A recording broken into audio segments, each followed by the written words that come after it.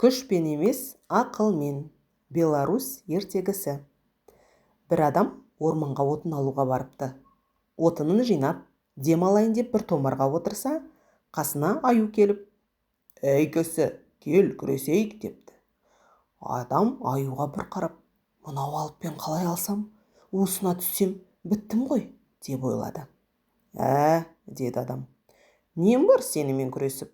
Алдымен бойыңда қуат бар ма екенін көрейік. Егер бар болса, екеуміз күресеміз». «Қалай көреміз оны?» деп сұрады аю.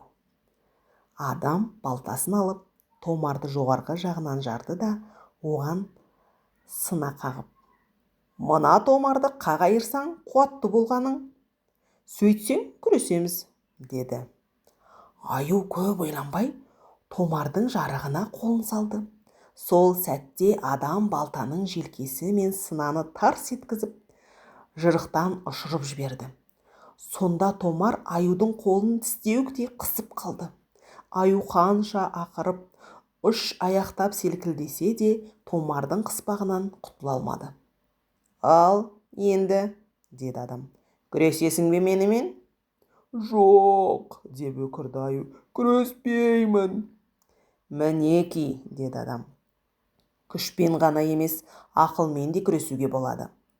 Ол сынаны жарыққа қайта қаққанда, аю қысылған қолын суырып ала салысымен алды-артына қарамастан орман ішіне сіңіп кетті.